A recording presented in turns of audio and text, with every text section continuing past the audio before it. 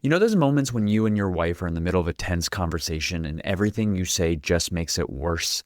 You're both frustrated, both repeating yourselves, and by the end, you're both exhausted and nothing's changed. And if you're honest, you realize you weren't really asking for what you needed, you were complaining about what you weren't getting. And maybe she was too, and all you heard were complaints.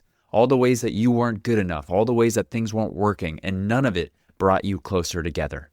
When we hear complaints, it hurts. It feels like rejection. So we go to our losing strategies, fighting back, defending, shutting down, withdrawing, anything to protect ourselves from that pain. But what if you could learn to hear what she's really asking for beneath the complaint? What if you could stay steady enough to ask yourself, what does she actually need right now?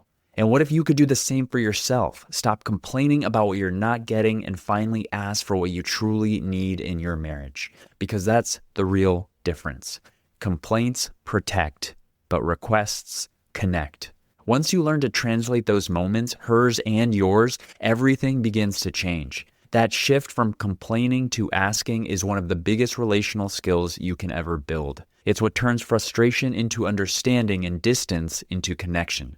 In this episode, we're going to talk about how to do it. You'll learn how to recognize when you're stuck in complaint, how to use the final step of the feedback wheel to make clean requests and let go of outcome, and how to listen past your wife's frustration to hear the real need underneath.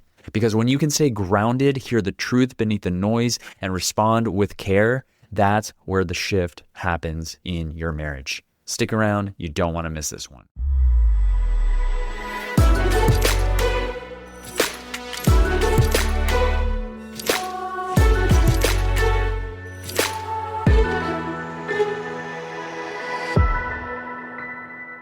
Welcome to Better Husband, the podcast that helps you answer the question, how can I be a better husband? I'm Angelo, a men's marriage and relationship coach, and every week I bring you practical insights to help you strengthen your marriage and become the best husband you can be. Now, if you've ever tried to do something right for your wife and somehow it still turned into a problem, you're not alone. A while back inside Better Husband Academy, one of the men shared something that really stuck with me. He said something along the lines of, I want to do something nice for my wife this Christmas. I want to give her a gift she'll actually love. So I asked her what she wanted. And her response was basically, after all these years together, you should just know. You could feel the confusion and frustration in his voice when he shared it. Here's a man trying to make an effort, trying to connect, and instead of appreciation, he's met with hurt and conflict. What I imagine he was thinking was something like, I'm trying, Angelo. I'm trying to do something right, and somehow it still turns into a problem. And that's the moment we talked about what was really happening. Because her response wasn't about the gift. It was about the years of disconnection underneath it. The years she didn't feel known or seen or understood. So when he asked, what do you want for Christmas? What she heard was, after everything we've been through, you still don't know me. That's the pain she was speaking. And most of us miss that. When we hear frustration or criticism, we react to the surface. We hear the tone, the complaint, the sharp words, and we miss the meaning underneath. But if you can slow it down, if you can stay steady enough to really listen, there's almost always a deeper need hiding underneath the complaint. Something like, I just want to feel seen, or I want to know that you still care, or even I'm scared that we're losing what we used to have. That's the truth underneath most conflicts in marriage. Two people who don't know how to ask for what they need, trying desperately to get the other person to understand.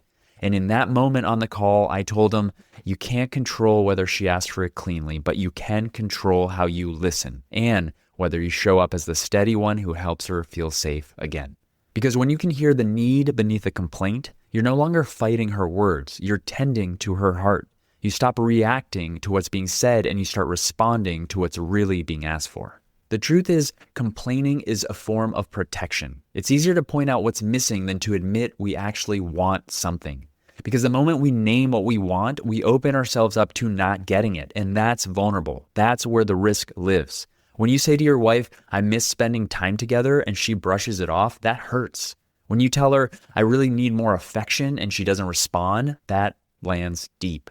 So instead, we say it sideways. We complain. We say, you're always on your phone instead of, I miss talking with you. Or you never want to do anything fun anymore instead of, I miss laughing with you.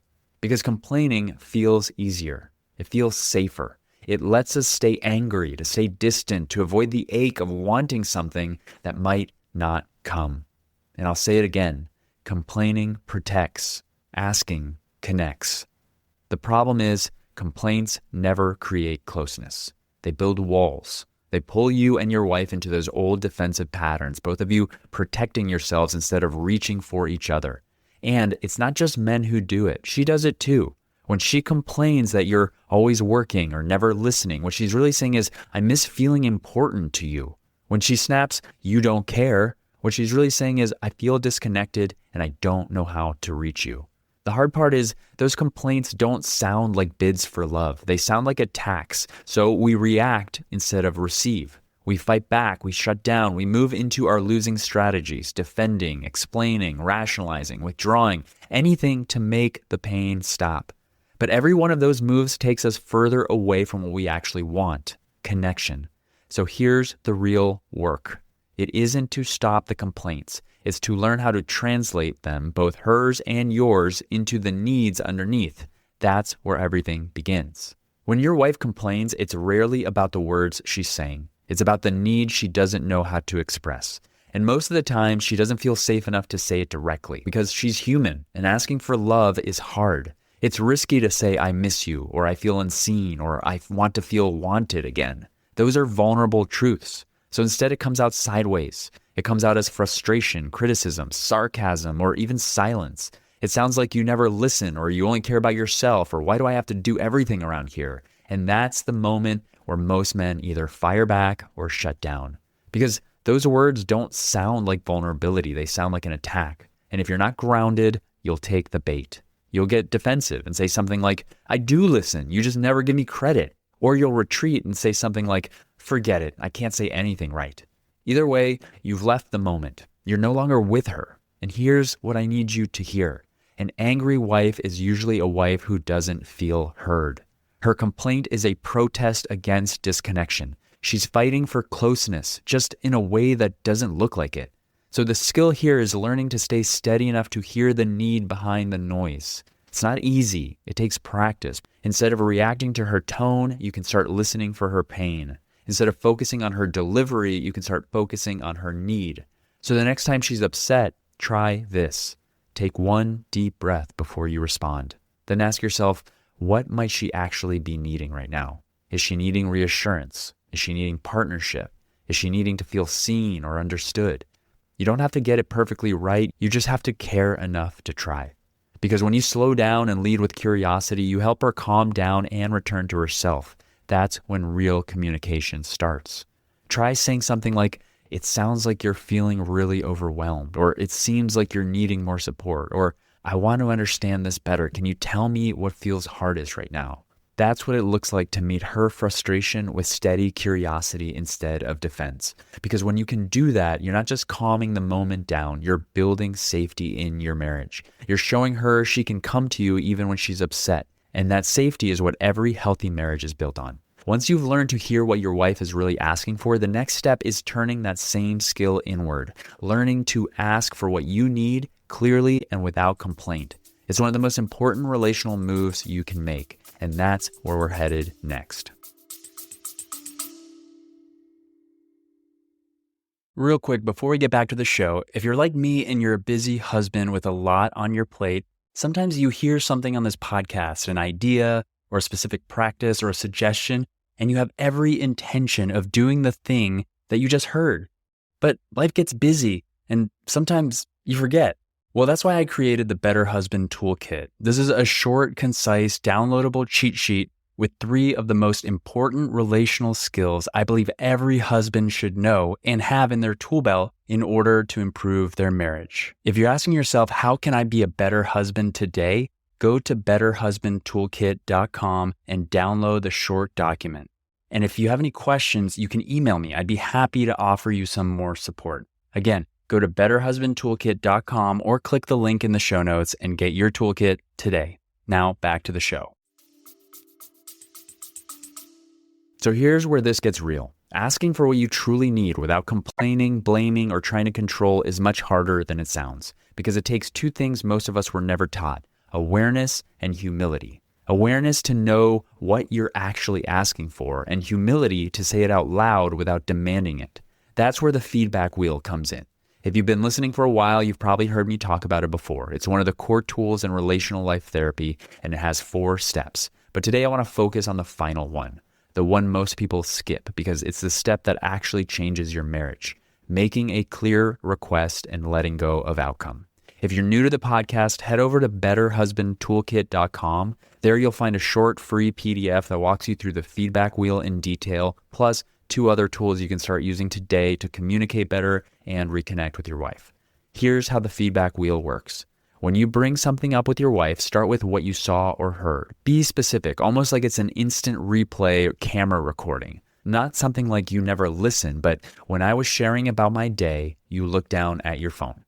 Then share what you made up about it, meaning the story your brain told you in that moment. Something like, the story I made up about it is that you weren't interested in what I had to say and you didn't care about me. Next, share what you felt, not an accusation or an attack, just your emotional truth. I felt sad, or I felt disconnected. I felt upset, or angry. And then comes the part most men never do. You make a request. What I'd like instead is for you to put the phone down while we're talking, at least for a few minutes. That's it. Simple, clear, clean. You've spoken the truth about what you saw, what you made up, what you felt, and what you'd like instead. Here's what it sounds like all together. Something like this. When I was sharing about my day, you looked down at your phone. The story I made up about it is that you weren't interested in me. I felt sad and I felt alone.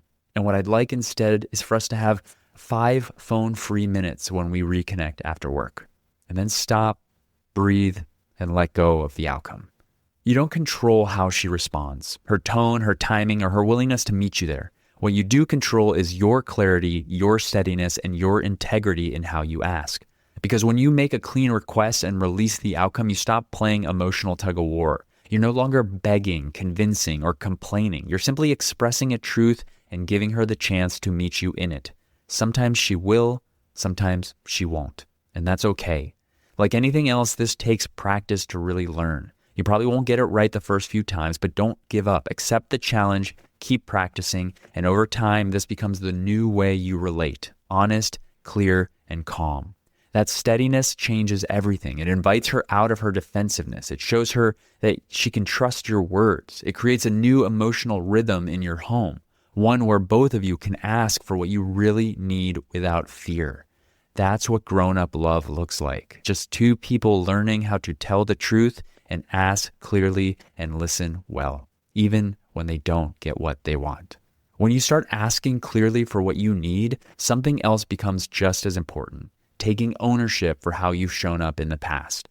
If your marriage has reached a point where most conversations turn into arguments or silence, it's worth asking yourself a hard but necessary question. What has my part been in getting us here? That's not about taking all the blame. It's about taking responsibility for the ways you've shown up or failed to that might have taught your wife that she can't reach you.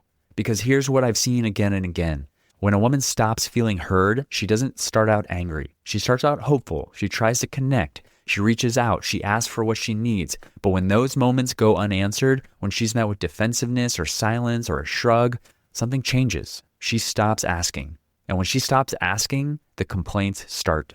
That's why ownership is so powerful. It tells her, I see how my behavior has affected you. I see where I made it hard for you to feel safe with me. And it doesn't matter if you think her reactions were over the top or unfair. Those are separate conversations. This moment is about cleaning up your side of the street. Because without ownership, everything else just sounds like an excuse. So instead of saying, yeah, I shut down, but only because you yelled at me, try, I can see how my silence has made it harder for you to feel connected. Or even, I see how my defensiveness has taught you to not bring things to me. I'm sorry for that, and I'm working to change that. That's the shift. You're no longer explaining your behavior, you're owning it. And when you do that, you open the door for real repair. Here's what happens. The moment you stop defending, she stops attacking. The moment you take responsibility, she softens. Maybe not instantly, but eventually. And when she does, you'll have the chance to rebuild trust from a different place. One not built on guilt or blame, but on truth. If you recognize yourself in this, you can look back and see how your defensiveness, withdrawal, or anger made her feel alone. Don't beat yourself up. That doesn't help either. Just own it. Say the words, I see it. I get it. I've made it hard for you to feel close to me, and I want to do better. That's the kind of ownership that your marriage needs. That's relational leadership. It's what tells your wife, you can trust me again. and is the foundation for everything that comes next. If you're ready to put this work into action, here are a few things you can practice this week. Each time you practice one, you're training yourself to lead with clarity instead of control and to stay connected instead of reactive. 1. Catch the complaint. This week, pay attention to how you talk, both to yourself and to your wife. Every time you start a sentence with "you always" or "you never," stop. Take a breath. Ask yourself, what am I actually needing right now? Then reframe it. Turn the complaint into a request. Instead of "you never listen," say, "can we talk for 5 minutes without phones so I can feel more connected?" That small shift is a big change. Number 2, listen beneath her words. The next time your wife complains, don't defend, don't fix, don't correct her version of the story. Just listen and ask yourself, what might she be needing right now that she doesn't know how to ask for? It might be reassurance, attention, or care. If you're not sure, ask, what are you needing from me in this moment? That one question alone can defuse an argument before it begins. 3, use the feedback wheel. Practice the 4 steps. What I saw or heard, what I made up about it, how I felt, and what I'd like instead. Then let go. Just the truth, clearly spoken. Even if she doesn't respond the way you had hoped, you just modeled emotional steadiness and maturity. And if you want a printable copy to help you remember the steps, go to betterhusbandtoolkit.com.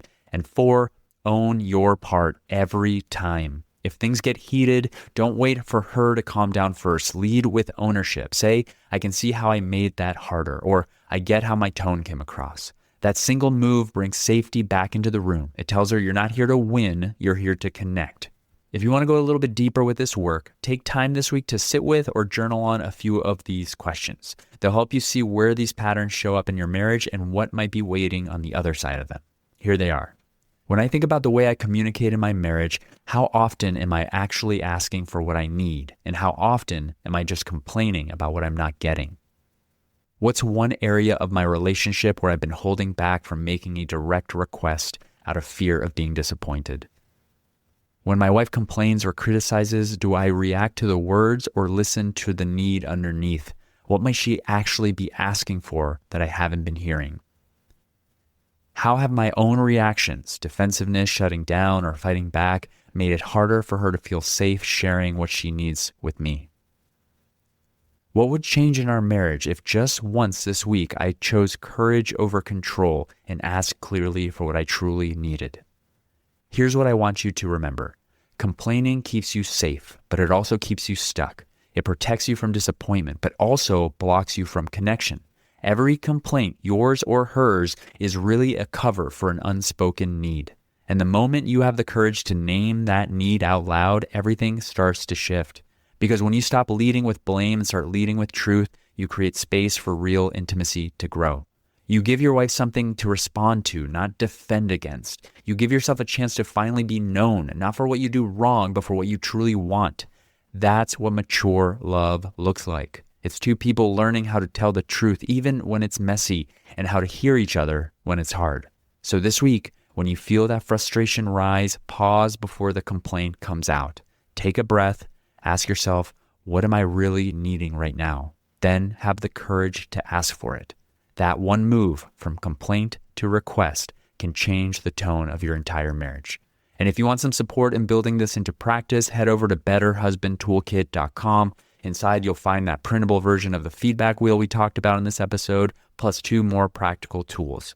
They'll help you communicate more clearly, stay grounded in conflict, and build the connection you've been wanting with your wife. It's free, it's practical, and it's something you can keep coming back to as you grow. That's betterhusbandtoolkit.com. Thank you for being here, for doing this work, for choosing courage over comfort, and for leading in your marriage with truth and humility. I'm Angelo Santiago. This is Better Husband. I'll see you on the next one. Thank you so much for listening. Before you go, I have a quick request. If you've ever gotten any value from the show and you want the show to continue to grow, to access bigger and more knowledgeable guests, and to keep providing you with more ways that you can be a better husband in your marriage, simply leave a rating and a review if you're listening on Apple or Spotify. It only takes a few seconds, and those reviews go a long way in attracting more experts and bigger guests to the show. So if you're feeling up to it, as a favor to me, I'd love to see a rating and a review from you. Thank you so much for being a listener and all your support.